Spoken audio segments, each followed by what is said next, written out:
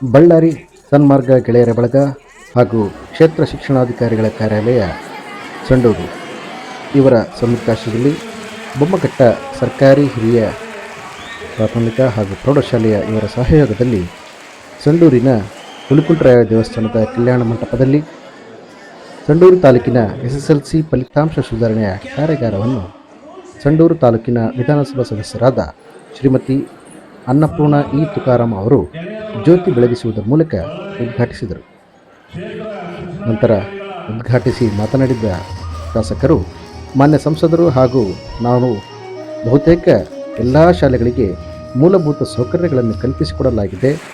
ಶಿಕ್ಷಕರು ಕೊರತೆ ಇರುವ ಅನುಗುಣವಾಗಿ ಅತಿಥಿ ಶಿಕ್ಷಕರನ್ನು ಸಹ ಇಲಾಖೆಯ ವತಿಯಿಂದ ನೀಡಲಾಗಿದೆ. ತಾಲೂಕಿನ ಎಲ್ಲ ಶಾಲಾ ಮಕ್ಕಳು ನನಗೆ ಮಕ್ಕಳ ಸಮವಾಗಿದ್ದು, ಈ ಮಕ್ಕಳ ಶೈಕ್ಷಣಿಕ ಪ್ರಗತಿಗೆ ಫಲಿತಾಂಶ ಸುಧಾರಣೆಗೆ ಅಗತ್ಯವಿರುವ ಎಲ್ಲ ಸಹಾಯ ಸಹಕಾರ ನೀಡಲು ಬದ್ಧನಾಗಿದ್ದೇನೆ. SSLC ಫಲಿತಾಂಶವೇ ವಿದ್ಯಾರ್ಥಿಗಳಿಗೆ ಭದ್ರ ಬುನಾದಿಯಾಗಿದೆ ಎಂದು ತಿಳಿಸಿದರು. ಜೊತೆಗೆ ಯಾವುದೇ ಫಲಾಪೇಕ್ಷೆ ಇಲ್ಲದೆ ನಿಸ್ವಾರ್ಥವಾಗಿ ಸಮಾಜದ ವಿವಿಧ ವಿಭಾಗಗಳಲ್ಲಿ ಕಾರ್ಯನಿರ್ವಹಿಸುತ್ತಿರುವ ಸನ್ಮಾರ್ಗ ಗೆಳೆಯದ ಬಳಗಕ್ಕೆ ಧನ್ಯವಾದಗಳನ್ನು ಅರ್ಪಿಸಿದರು. ಈ ಮುಂಚೆ ಪ್ರಾಸ್ತಾವಿಕವಾಗಿ ಮಾತನಾಡಿದ ಕ್ಷೇತ್ರ ಶಿಕ್ಷಣಾಧಿಕಾರಿಗಳಾದ ಡಾಕ್ಟರ್ IR ಅಕ್ಕಿ ಅವರು, ಈ ಬಾರಿ ತಾಲೂಕಿನ SSLC ಫಲಿತಾಂಶ 90%ಕ್ಕಿಂತ ಹೆಚ್ಚು ಸಾಧಿಸುವ ಗುರಿಯನ್ನು ಹೊಂದಲಾಗಿದೆ. ಅದಕ್ಕೆ ತಕ್ಕಂತೆ ತಾಲೂಕಿನ ಎಲ್ಲ ಪ್ರೌಢಶಾಲೆಗಳಲ್ಲಿ ವಿಶೇಷ ತರಗತಿ, ಸಂಜೆ ಗುಂಪು ಅಧ್ಯಯನ ತರಗತಿ, ವೇಕಪ್ ಕಾಲ್, ದತ್ತು ಯೋಜನೆ, ಮಿಷನ್ 40+, ಇಲಾಖೆಯ 29 ಅಂಶಗಳ ಕಾರ್ಯಕ್ರಮದ ಸಮರ್ಪಕ ಅನುಷ್ಠಾನ, BEO, BRC, ECO ತಂಡದ ಮತ್ತು ಶಿಕ್ಷಕರು ಮನೆ ಮನೆಗೆ ಭೇಟಿ, ರಾತ್ರಿ ಶಾಲೆ, ರಾಜ್ಯದ ವಿವಿಧ ಭಾಗಗಳಿಂದ ಸಂಪನ್ಮೂಲ ವ್ಯಕ್ತಿಗಳಿಂದ ನಿರಂತರ ವಿಶೇಷ ಮಾರ್ಗದರ್ಶನ ಕಾರ್ಯಕ್ರಮವನ್ನು ಆಯೋಜಿಸಲಾಗಿದೆ ಎಂದರು. ಮಕ್ಕಳಲ್ಲಿ ಆಸಕ್ತಿ ಮೂಡಿಸಿದ ವಿಷಯದ ಕಾರ್ಯಾಗಾರ ಇದಾಗಿದ್ದು, ಸಂಪನ್ಮೂಲ ವ್ಯಕ್ತಿಗಳಾದ ಶ್ರೀ ಹರಿಪ್ರಸಾದ್ ಅವರು ಕನ್ನಡ ವ್ಯಾಕರಣವನ್ನು ಪತ್ರಲೇಖನ, ಕವಿ ಪರಿಚಯ, ಕಲಿಯುವ ಸರಳ ವಿಧಾನಗಳನ್ನು ಮಕ್ಕಳಿಗೆ ಕಲಿಸಿದ್ದು ಸಂತೋಷ ಉಂಟು ಮಾಡಿತು. ನಂತರ ಪುರುಷೋತ್ತಮ್ ಸರ್ ಅವರು ಅತ್ಯಂತ ಸರಳವಾಗಿ ಇಂಗ್ಲಿಷ್ನಲ್ಲಿ 40 ಅಂಕ ಗಳಿಸುವ ರೀತಿಯನ್ನು ಮಕ್ಕಳೊಂದಿಗೆ ಚರ್ಚಿಸುತ್ತಾ ಕಲಿಸಿದರು. ಇದು ಮಾನ್ಯ ಶಾಸಕರ ಮೆಚ್ಚುಗೆಗೆಯೂ ಪಾತ್ರವಾಯಿತು. ನಂತರ ಶ್ರೀ ಸಿದ್ಧಲಿಂಗೇಶ್ ಗದುಗಿನ ಅವರು ವಿಜ್ಞಾನ ಕಠಿಣ ವಿಷಯವಲ್ಲ ಎಂದು ತಿಳಿಸುತ್ತಾ ಪ್ರತಿ ಪಾಠದಿಂದ ಬರುವ ಪ್ರಶ್ನೆಗಳ ಮಾಹಿತಿ, ಚಿತ್ರ ಬಿಡಿಸುವ ರೀತಿಯನ್ನು ಪ್ರಾಜೆಕ್ಟರ್ ಬಳಸಿ ಕಲಿಸಿದ್ದು ಅತ್ಯಂತ ಆಸಕ್ತಿದಾಯವಾಗಿತ್ತು. ಕೊನೆಯ ಅವಧಿಯಲ್ಲಿ ಗಣಿತ ವಿಷಯದಲ್ಲಿ ಸುಲಭವಾಗಿ ಅಂಕಗಳನ್ನು ಗಳಿಸುವುದು ಹೇಗೆ ಎಂಬುದು ಮಕ್ಕಳಿಗೆ ತಿಳಿಸಿದರು. ನಂತರ ಬೊಮ್ಮಘಟ್ಟ ಪ್ರೌಢಶಾಲೆ ವತಿಯಿಂದ ಸುಮಾರು 1000 ಜನ ಮಕ್ಕಳಿಗೆ ಹಾಗೂ ಶಿಕ್ಷಕರಿಗೆ ಊಟದ ವ್ಯವಸ್ಥೆಯನ್ನು ಸಹ ಕಲ್ಪಿಸಲಾಗಿತ್ತು. ಕಾರ್ಯಕ್ರಮದ ಪ್ರಾರ್ಥನೆಯನ್ನು ಸನ್ಮಾರ್ಗ ಗೆಳೆಯರ ಬಳಗದ ಶ್ರೀ ಜಗದೇಶ್ ಎಮ್ಮಿಗನೂರು, ECO ಗುಳಪ್ಪರವರು ಕಾರ್ಯಕ್ರಮ ನಿರ್ವಹಿಸಿದರು. ಸದರಿ ಕಾರ್ಯಕ್ರಮದಲ್ಲಿ ಸನ್ಮಾರ್ಗ ಗೆಳೆಯ ಬಳಗದ ಮೆಹತಾಬ್, ಕಾರ್ಯದರ್ಶಿ ಚಂದ್ರಶೇಖರ್ ಆಚಾರ್, ಮುಖ್ಯ ಶಿಕ್ಷಕರಾದ V ಹನುಮಂತಪ್ಪ, ಪ್ರೌಢಶಾಲಾ ಸಹ ಶಿಕ್ಷಕರ ಸಂಘದ ಅಧ್ಯಕ್ಷರಾದ ಬಂಗಿ ನಾಗರಾಜ್, ಅಮರೇಶ್ ಸೊನ್ನದ್, ರಾಜ್ಕುಮಾರ್, ರಮೇಶ್, ಷಣ್ಮುಖರಾವ್, ಮಹೇಶ್ವರಪ್ಪ, HV ಸಿದ್ದೇಶ್, ಬಾಲಾಕ್ಷಪ್ಪ, ರಘುಪತಿ ಮತ್ತು SDMC ಅಧ್ಯಕ್ಷರು, ಸದಸ್ಯರು, ಗ್ರಾಮ ಪಂಚಾಯತ್ ಅಧ್ಯಕ್ಷರು, ಸದಸ್ಯರು ಹಾಗೂ ಊರಿನ ಗಣ್ಯಮಾನ್ಯರು ಉಪಸ್ಥಿತರಿದ್ದರು. ಇಲ್ಲಿಂದಲೇ ರೂಪುಗೊಳ್ಳುತ್ತದೆ ಅಂತಕ್ಕಂಥ ಭರವಸೆ ನನಗೆ ಇದೆ. ಯಾಕಂದರೆ ನನಗೆ ಕಾಣಿಸ್ತಾ ಇದೆ, ಇವತ್ತು ಸ್ವಾಮಿ ಆಂಜನೇಯ ಸ್ವಾಮಿಯ ಅನುಗ್ರಹದಿಂದ ನೀವೆಲ್ಲರೂ ಈ ವೇದಿಕೆ ಬಳಸಿಕೊಂಡು ಉತ್ತಮವಾದ ಅಂಕಗಳನ್ನು ಪಡೆದು ಇವತ್ತು ತಾವೆಲ್ಲರೂ ನಮ್ಮ ಈ ರಾಜ್ಯಕ್ಕೆ ಮತ್ತು ನಮ್ಮ ತಾಲೂಕಿಗೆ, ನಮ್ಮ ಜಿಲ್ಲೆಗೆ, ನಾವು ಕಲಿತಂಥ ಶಾಲೆಗೆ ತಾವೆಲ್ಲರೂ ಒಳ್ಳೆಯ ಹೆಸರು ತಂದುಕೊಡ್ತೀರಿ ಅಂತಕ್ಕಂಥ ಆಶಾಭಾವನೆಯಿಂದ ನಾನು ತಮ್ಮನ್ನು ಉದ್ದೇಶಿಸಿ ಮಾತನಾಡೋದಕ್ಕೆ ನನಗೆ ಅವಕಾಶ ಮಾಡಿಕೊಟ್ಟಂಥ ಸನ್ಮಾರ್ಗ ಗೆಳೆಯರ ಬಳಗಕ್ಕೂ ಮತ್ತು ನಮ್ಮ ಶಿಕ್ಷಣ ಇಲಾಖೆಯ ಎಲ್ಲ ನನ್ನ ಹಿರಿಯ ಅಧಿಕಾರಿಗಳಿಗೂ ಮತ್ತು ಇಷ್ಟೊತ್ತು ನನ್ನ ಮಾತುಗಳನ್ನು ಆಲಿಸಿದಂಥ ನನ್ನ ಎಲ್ಲ ಮುದ್ದು ಮಕ್ಕಳಿಗೂ ಶುಭವನ್ನು ಹಾರೈಸ್ತಾ ನನ್ನ 2 ಮಾತುಗಳಿಗೆ ವಿರಾಮವನ್ನು ಕೊಡ್ತೀನಿ. ನಮಸ್ಕಾರ ಮಿತ್ರರೇ, ಎಲ್ರಿಗೂ ನನ್ನ ಶುಭ ಮುಂಜಾನೆಯ ನಮಸ್ಕಾರಗಳು. ನನಗೆ ಇವತ್ತು ಬೆಳಿಗ್ಗೆ ನಮ್ಮ ಸಂಸದರು ಹೇಳ್ತಾ ಇದ್ರು, ನೀನು ಇವತ್ತು ಯಾವ ಕಾರ್ಯಕ್ರಮಕ್ಕೆ ಹೋಗ್ತಾ ಇದ್ವಿ, ನೀನು ಯಾಕೋ ನಿನ್ಗೆ ಹುಷಾರಿಲ್ಲ ಅಂತಂದರೆ ಇವತ್ತೊಂದಿನ ರೆಸ್ಟ್ ಮಾಡಿಬಿಡು ಅಂತ ಹೇಳಿದ್ರು ನನಗೆ.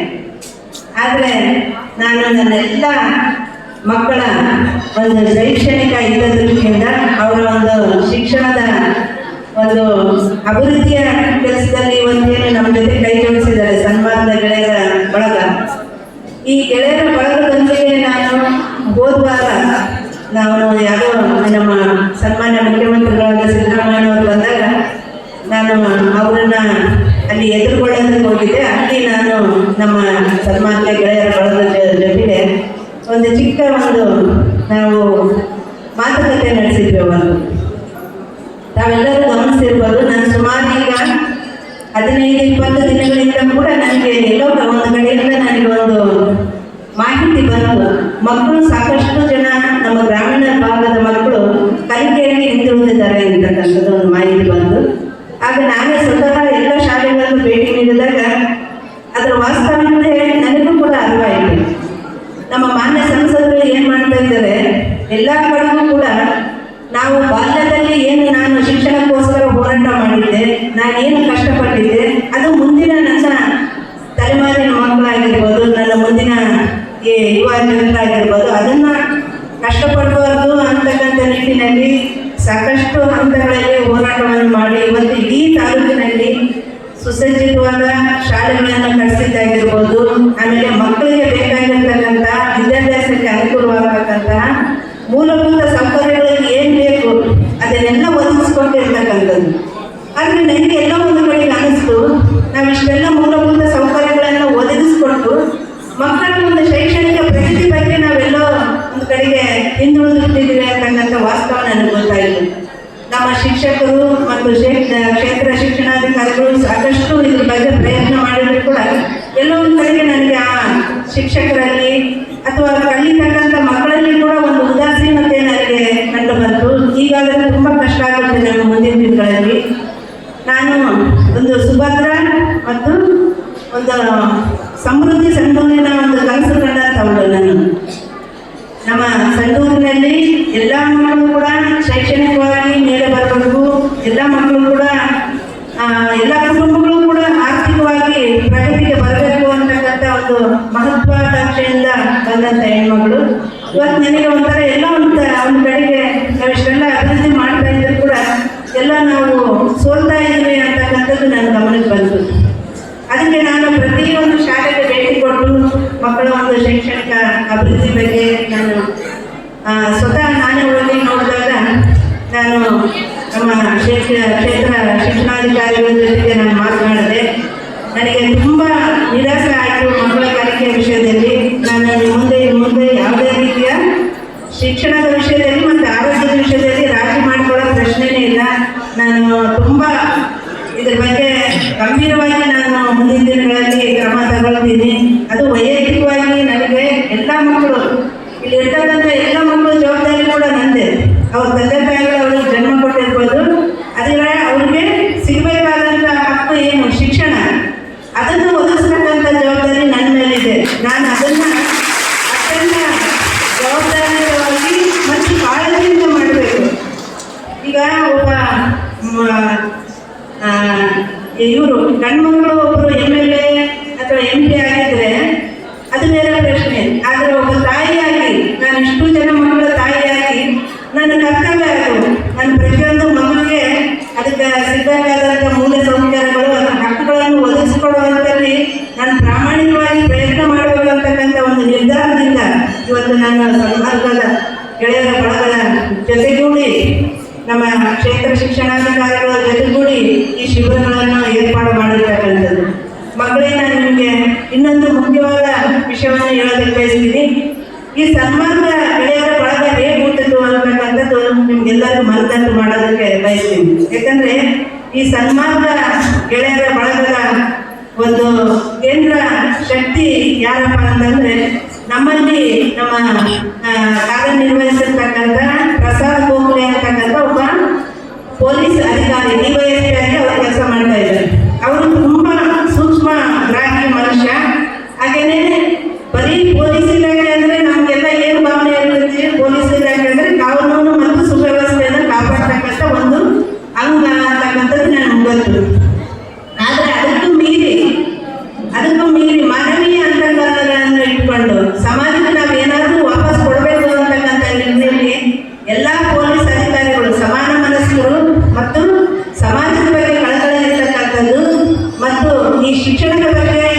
ಹಾಗೂ ಅಪರಿಮಿತವಾದ ಒಂದು ಪ್ರೇಮವನ್ನು ಹೊಂದಿರತಕ್ಕಂಥ ಎಲ್ಲ ಸಮಾನ ಮನಸ್ಸಿನ ಪೊಲೀಸ್ ಅಧಿಕಾರಿಗಳು ಹುಟ್ಟು ಹಾಕಿರ್ತಕ್ಕಂಥ ಸಂಸ್ಥೆನೇ ಈ ಸನ್ಮಾನ ಗೆಳೆಯರ ಬಳಗ.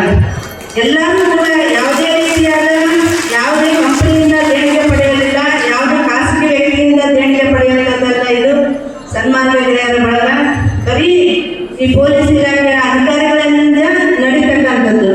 ನಾನು ಮುಂದಿನ ದಿನಗಳಲ್ಲಿ ಇದರ ಒಂದು ಸದಸ್ಯರ ಸಂಖ್ಯೆ ಇನ್ನೂ ಹೆಚ್ಚಾಗಲಿ ಅಂತೇಳಿ ಬಯಸ್ತೀನಿ ನಾನು. ಯಾಕಂದ್ರೆ ಇಂಥ ಒಂದು ಒಳ್ಳೆಯ ಒಂದು ಸಾಮಾಜಿಕ ಕಾರ್ಯಕ್ಕೆ ನಾವೆಲ್ಲರೂ ಕೈಗೊಳಿಸಬೇಕಾದಂಥದ್ದು ನಮ್ಮೆಲ್ಲರ ಜವಾಬ್ದಾರಿ ಅಂತ ಹೇಳೋದು ಬಯಸ್ತೀನಿ.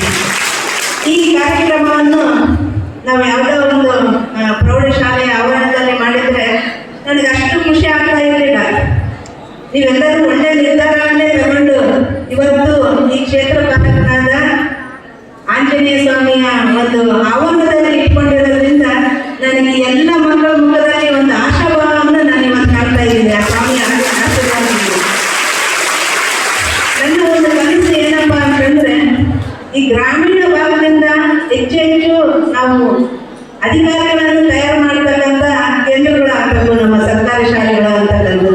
ಯಾಕಂದ್ರೆ ಗ್ರಾಮೀಣ ಭಾಗದಲ್ಲಿ ಬೆಳೆದಂಥ ಒಬ್ಬ ಮಗು ಅಥವಾ ಒಂದು ಹೆಣ್ಣು ಮಗು ಆಗಿರ್ಬೋದು, ಅದಕ್ಕೆ ಗ್ರಾಮೀಣ ಭಾಗದ ಎಲ್ಲ ಸಮಸ್ಯೆಗಳ ಬಗ್ಗೆ ಅರಿವು ಇರುತ್ತೆ. ಅದಕ್ಕೆ ಅದು ವಿದ್ಯಾಭ್ಯಾಸ ಪಡೆಯೋದಕ್ಕೆ ಕಷ್ಟಪಟ್ಟಿರೋದಾಗಿರಲಿ, ಆಮೇಲೆ ನಮ್ಮ ಗ್ರಾಮದ ಯಾವುದೇ ಸಮಸ್ಯೆ ಆಗಿರಲಿ, ಅದು ಪ್ರತಿಯೊಂದನ್ನು ಅನುಭವಿಸ್ತಾ ಬೆಳೀತೈತಿ. ಅದರಲ್ಲಿ ಒಂದು ಛಲ ಬರುತ್ತೆ. ಆಮೇಲೆ ನಾನು ವಿದ್ಯಾಭ್ಯಾಸವನ್ನು ಪಡ್ಕೊಂಡು ಈ ಸಮಸ್ಯೆಗಳಿಗೆಲ್ಲ ಪರಿಹಾರ ಕಂಡುಕೊಳ್ಳೋದ್ರಲ್ಲಿ ನಾನು ಸಮರ್ಥರಾಗಬೇಕು ಅಥವಾ ಸಮರ್ಥನಾಗಬೇಕು ಅಂತಕ್ಕಂಥ ಒಂದು ಛಲ ಎಲ್ಲುಂಟುತ್ತೆ, ಗ್ರಾಮೀಣ ಭಾಗದ ಮಕ್ಕಳಲ್ಲಿ ಹುಟ್ಟುತ್ತೆ. ಇವತ್ತು ತಾವೆಲ್ಲರೂ ಗಮನಿಸಿರ್ಬೋದು, ದೊಡ್ಡ ದೊಡ್ಡ ನಾಯಕರ ಚರಿತ್ರೆಗಳನ್ನು ನೀವೆಲ್ಲ ಇತಿಹಾಸದಲ್ಲಿ ಓದ್ತಿದ್ರಿ. ಆ ಎಲ್ಲ ಚರಿತ್ರೆಯಲ್ಲಿ ಬರ್ತಕ್ಕಂಥ ನಾಯಕರು ಯಾರು ದೊಡ್ಡ ದೊಡ್ಡ ಶ್ರೀಮಂತರ ಮನೆಯಲ್ಲಿ ಹುಟ್ಟಿದಂಥವರಲ್ಲ, ಮಹಲುಗಳಲ್ಲಿ ಹುಟ್ಟಿದಂಥವರಲ್ಲ.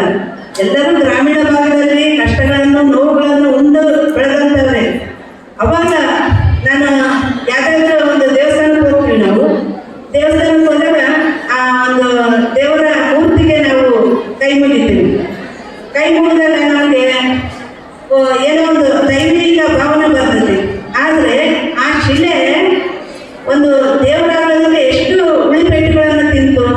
ಆ ಉಳಿಪೆಟ್ಟುಗಳನ್ನು ತಿಂದಾಗ ಅದಕ್ಕೆ ಒಂದು ಮೂರ್ತಿಯ ರೂಪ ಬಂತು. ಅದಾದ ನಂತರ ಎಲ್ಲ ಸರ್ವರು, ಎಲ್ಲ ಜಾತಿ ಜನಾಂಗದವರು ಕೂಡ ಅದಕ್ಕೆ ದೈವತ್ವ ಭಾವನೆಯಿಂದ ನಮಸ್ಕಾರ ಮಾಡ್ತಾರೆ.